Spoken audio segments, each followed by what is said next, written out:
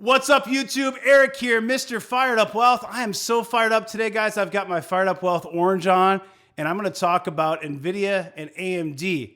Which stock should you own in your portfolio? Maybe you own one, or maybe you own both. Maybe you don't own either, and you want to know which one is the better long-term growth stock for your portfolio. I'm going to talk about each. I'll actually show you what I own in my portfolio and why. I'll give you my opinions on each stock and what I think is in the future for each of these companies. Now, before we do that, I think it's important to talk about the story behind it, the secular growth trends. You think of autonomous driving, you think of AI, you think of gaming, data center. What are the total addressable markets for each of these segments, and which one is better for each with Nvidia and AMD? Just to pique your interest a little bit, if you don't know this, you're definitely going to want to watch the rest of the video because there's more to come. So did you know the CEO of Nvidia, Jensen Huang, is related to the CEO of AMD, Lisa Su? That's right. They're actually related, running two of the biggest semiconductor powerhouses on the planet, and these guys are related. Now that should get your attention if I didn't have it already. You're gonna want to see this video. Without further ado, let's get started.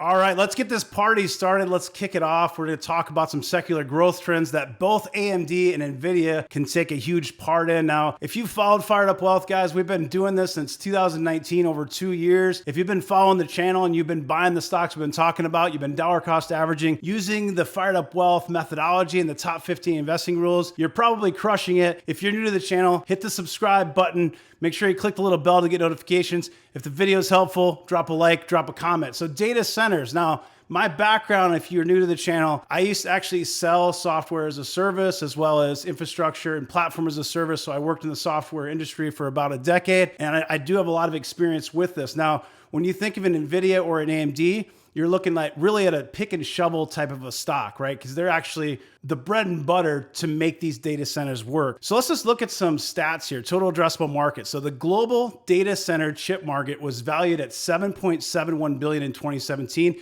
projected to reach $15.64 billion in 2025. That's a compound annual growth rate, or CAGR or CAGR, depending on how we want to say it, of 9.4% from 2018 to 2025. That's actually a decent clip, guys, but I think it's actually probably under promising and over delivering. I think that number is probably going to be higher, just in my background in data centers and cloud. If you look at some of the information behind it, right? So you think about, well, what is a data center? Data center, guys, is basically, if you look at on-prem, used to have, your data center used to have your servers on your premise, at your property. A business would have a server room, have all the servers. Now everything's moving to the cloud. The cloud is basically just offloading that off-site and having someone else managing your data. So you've got these huge data centers popping up all over, and it runs things like, software as a service and all kinds of different other things. So you think of cloud, it's connectivity to billions of connected devices. So you're talking about Internet of Things, PCs, autonomous vehicles, virtual reality systems, and others. When smart devices are connected to the cloud, the data generated can be analyzed in real time. That's really cool, right? Because it enables these devices to be more useful in terms of their data, to actually make use of the analytics. The emergence of artificial intelligence, virtual reality systems, and 5G networks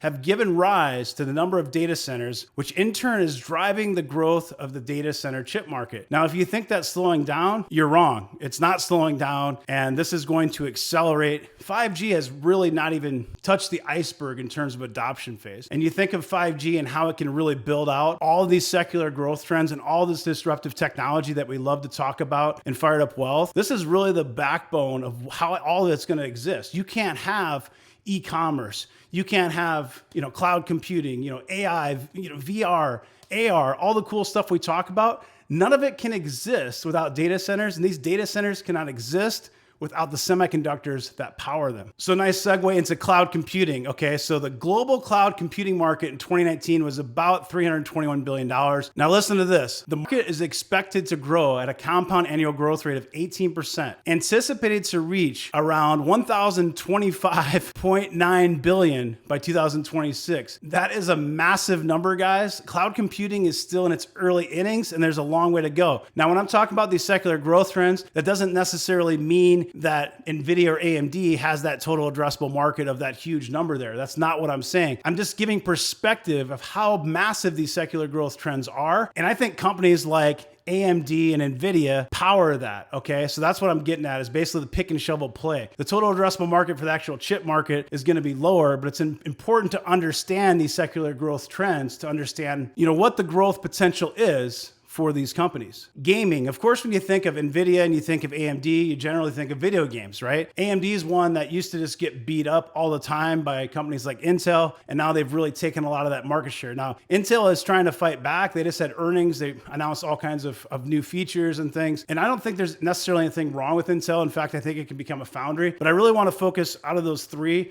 The two that I think of for growth are really going to be Nvidia and AMD, and that's what this video is focused on today. If you're more of a value investor, a turnaround type story, Intel could be an interesting play. I personally do not own it. I have no plans of buying it, and I'm going to show you kind of why in this video, because I think Nvidia and AMD have much more growth potential. I think they're just more interesting, more innovative type companies. The global gaming market was valued at $173.7 billion in 2020, expected to reach a value of $314.4 billion by 2026. So that compound annual growth rate's about 9.6% over the forecast period from this year, 5 years out. So what are some of the things that are driving gaming? You think of cloud. Cloud gaming is driving the market. So instead of actually having to install the disk, all the games are going to cloud. That is driving the market. You can use it from any device and so on. Or, even like a PlayStation or Xbox, if you have a cloud, game or subscription, you can actually go to a friend's house and play it there. But it's all about being able to play anywhere you want on the go. And that cloud gaming is driving the market. Esports is a huge driver for the gaming market, becoming more and more popular. 5G, of course, is driving the market, and all the stuff we're going to talk about today. Smartphones, of course, driving the market, enables you to use 5G on the go as that rolls out more. And then AR and VR. We just did a video on Unity. Unity is really best of breed when you think of AR and VR, kind of a metaverse type product. And, they're going to need semiconductors to power AR and VR. And AR and VR are really help driving that gaming market as well. But as you saw in the Unity video, it's not just gaming for AR and VR. It can be used for, the Air Force actually uses augmented reality for mechanic training, things like that. There's a lot of use cases, casinos even, lots of different use cases for AR and VR. So speaking of the devil, AR and VR. Okay, so the global augmented and virtual reality. So when you think of AR, that's augmented reality, VR, virtual reality. So that market size was $11.35 billion in 2017. And those are expected to grow. The market forecast is projected to reach $571.42 billion by 2025. That compound annual growth rate total from 2018 to 2025 over 7 years is 63.3%. Autonomous driving. This is a fun buzzword. Now you think of autonomous driving, of course, it needs lots of semiconductors, but you really think of semiconductors in general, everything runs on semiconductors really, and cars are using more and more semiconductors, especially if they're autonomous. And it doesn't have to be fully autonomous. It could just be like I have a Honda CR-V, and if I try to turn lanes and there's somebody, in the lane, it actually will give me a warning. If there's someone in front of me, it'll tell me to brake. It'll actually automatically brake. It'll speed up and slow down my cruise control. That is all ran by computers and by semiconductors. And when you look at cars, it used to be that there were no semiconductors, then there were a few, and just like smartphones and everything else, there's more and more hardware going into these devices. The global autonomous cars market is expected to grow from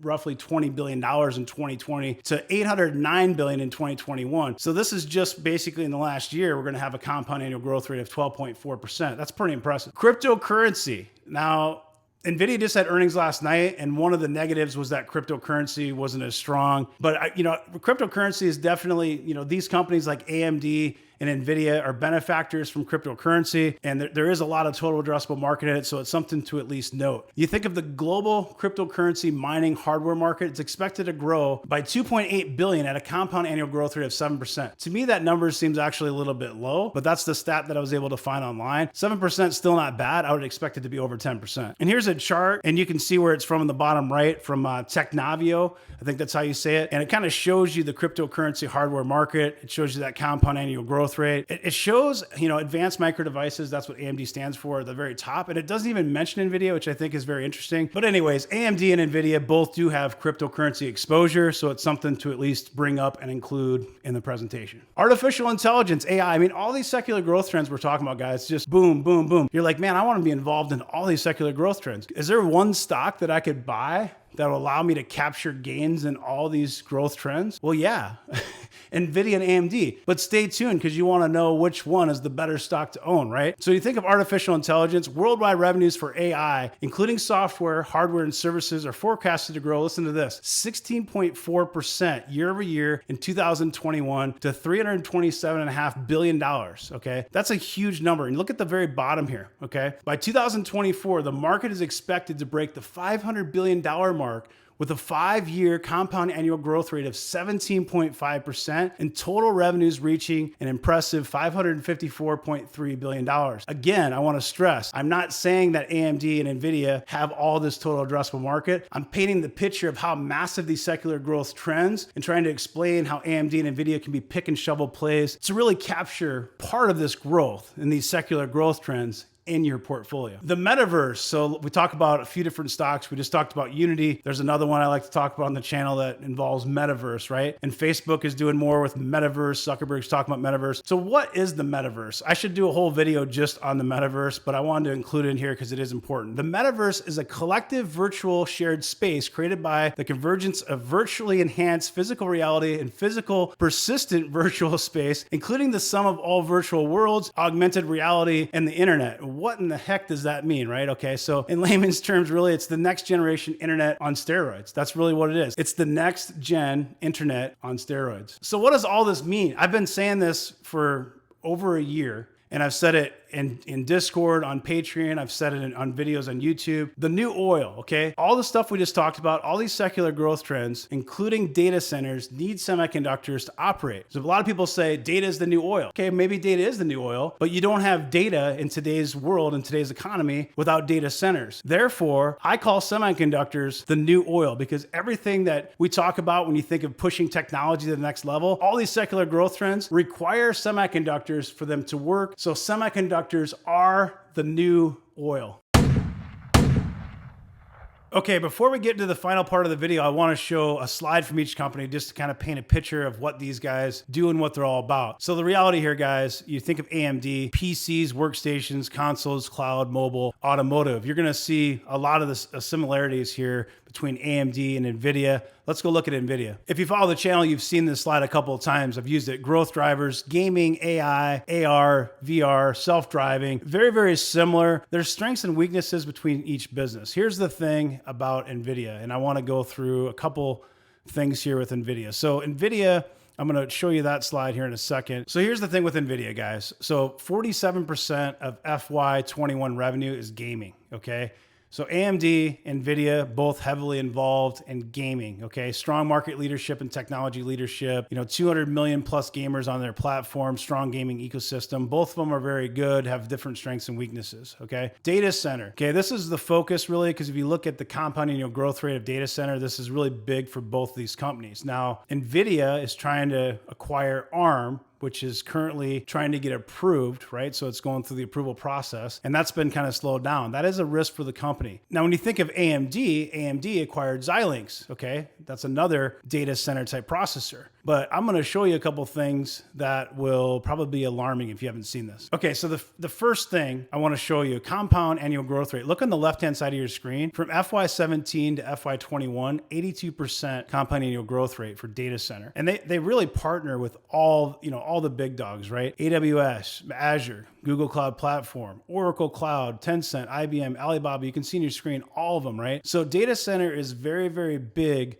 for Nvidia. They also have a lot of total addressable market and room to grow in things like autonomous driving. That's only 3% of their business right now. You can see here 3% automotive is all. And then professional visualization is only 6%. That's another area that Nvidia is trying to grow. Now, this is the one slide that I really wanted to show you. Nvidia tops data center benchmarks, okay? So this is really important because data centers, in my opinion, is probably the most important growth driver for both Nvidia and AMD. Now look on the bottom of your screen, okay? You can see Intel is kind of the blue colors. They're just getting absolutely crushed. okay, on all these different areas. They're just getting crushed. This dark green is NVIDIA A100. All these greens are NVIDIA, and they're just crushing the competition. Qualcomm's on here. I do own some Qualcomm as well. But you look at Xilinx, that's going to be AMD. I mean, they're definitely selling some data center semiconductors, but look at the benchmarks. I mean, Intel is trying to say that they're coming out with this new chip that's going to be better than all of them. You know, when I see it, I'll believe it. Right now, the best of breed, hands down, NVIDIA A10, A30, A100 just smokes everybody. This absolutely smokes everybody when you think of latency and you think of acceleration on these benchmarks. Do not be fooled. NVIDIA is hands down the leader when it comes to data center, and that is really, really critical for their growth moving forward.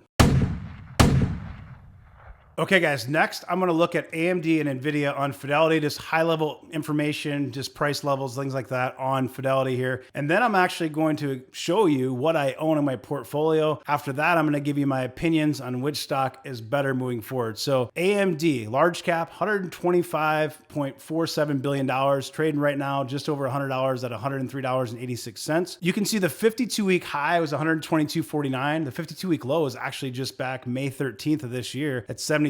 That would have been a pretty good price. I know a lot of people in Discord were buying that $75 price range and have done pretty well. According to Fidelity, we have a 36.94 PE ratio, a 1.14 PEG ratio 5-year, and it has made a nice pullback here. You can see kind of the technicals here. It's made this nice pullback. It probably consolidates around this $100 range and goes higher. No promises there. It's up about 27.5% over 52 weeks. NVIDIA is up about twice that, 57% 52-week performance. Now this one's a little bit more expensive, trading around a 68 P ratio according to Fidelity here. It has a double PEG ratio of 2.2. It's, the all-time high was $208.75. This is after the split. You can see the 52-week range here, 208.75 the high, and then 115.67 was the low actually back on March 8th of 2021. That would have been a decent opportunity to add, of course. This thing did consolidate a long time, before the split, it was in the 500s. So this is a very large cap, $475 billion. I think it will be one of the next trillion-dollar companies with some time here. You can see a lot of the price targets have been raised to $260. They just had earnings last night. The earnings were really solid overall. So just to provide you with a quick earnings update, because it literally just happened last night. So earnings were $1.04 adjusted versus $1.01 expected, so a 3-cent beat. Revenue was $6.51 billion versus $6.33 billion expected, so a beat as well. Data center 2.3. This is in Discord, by the way. Join Discord if you want to be part of the community and get this information a little faster. Data center 2.37 billion versus 2.28 billion. Gaming was 3.06 billion versus 2.96 billion. So gaming actually surged 85% to a record, 3.06 billion. Very impressive numbers. It was a great quarter. Just the market was kind of selling off this morning. It dropped down to about $190 or so. I honestly think this stock should be over $200 based on the growth prospects and things like that, but we'll get more about to the price and everything later in the video here. Okay, so I promised to show you what I actually own for each NVIDIA and AMD. So NVIDIA, you can see I actually got in $39.52. That includes dividends reinvested. The dividend's not huge, but a little bit of dividends in there. So I've been in the stock for a little while. I actually started buying it back in like 2018. I've kind of added along the way. I've actually trimmed some of it as well. So I've had kind of in and out on it, but I'm long on about $54,000, $55,000. You can see at the top. My total gain right now is about $43,000. Yeah. Cost basis per share, just under $40. So basically an $11,200 investment. You can see the cost basis. That's with dividends included. So roughly 11 grand has turned into $55,000 in a few years. So it's been a very good investment. You can see the total gain or loss about 400%. So done very well in NVIDIA. I'm holding this one long. Okay, so AMD. Now I just went long on this stock. I used to trade this stock all the time. If you're in Discord, there's some stocks that I just like to swing trade. I'm hesitant holding them long, and I kind of swing them back and forth and make profits. And I did that on AMD for a while. Now I've decided to go long in this position. You can see it's quite a bit smaller than NVIDIA. All these shares are basically within the last 6 to 12 months. I think in the last 6 months, actually. You can see the cost base is about $11,500. I'm up about 36%. So I got in around $76, $76.68. I have 150 shares. So it's a little bit less than 1% of the overall portfolio. The portfolio right now is just under $1.6 million. So it's a roughly 1% position. NVIDIA is a much larger holding, kind of giving away some of the secret sauce here for the next part of the video, but do stay tuned for that because I'm going to give some opinions on each stock and which one I think that you should own in your portfolio. Okay, guys, truth is I could talk for 2 hours about each of these stocks. They're very exciting companies. I'm trying to make this concise. Now, if you're new to the channel, I need you to do me a favor. What I'm going to do next, I'm going to cover my opinions on each stock moving forward. What I need you to do if you're new, please subscribe to the channel, hit the little bell to get notifications. If this video is helpful, the way you can return the favor, please hit the like button and drop me a comment. It can be anything like, thanks, Eric, hi, Eric. Any kind of comment that's going to help the algorithm. So I do appreciate the support very, very much. So for me personally, I probably already gave it away in the earlier segment, but Nvidia obviously is, if I had to choose one, it'd be Nvidia. With that said, I think that both Nvidia and AMD will do well long-term. I'm holding both of these stocks long-term. I think Nvidia under $200, in my opinion, it's expensive. Maybe you could say, I think it's an opportunity and I think it's going to be worth a lot more. I've seen some price targets already being raised to $260. Both of these are long-term plays. If I were to pick one, it would be Nvidia. I think both of them do well, which is why I own both. Of course, you saw I own a lot more Nvidia than I do AMD. Another way you can play this, guys, semiconductors, ETFs. So you got SMH and you got SOXX. Another great way to play semiconductors. There's lots of different types when you think of semiconductors. There's semiconductor equipment like Lam Research, which I own that one as well. You can think of other ones like Clack. There's tons of different companies. There's foundries. There's a ton of ways to play semiconductors. Okay, so that's one way to do it as well. You can look at a semiconductor ETF because when you think of Intel, AMD, and Nvidia, those are kind of the three big dogs when you think of this portion of semiconductors, but there's a lot of other areas out there. Semiconductor equipment, niche plays, things like that. So a lot of opportunity in this space. In my opinion, you should own some semiconductors and ETFs, some individual stocks. I have a combination of several individual stocks as well as the ETFs in my portfolio. I appreciate your time and attention. I hope you have a great rest of your day. Take care.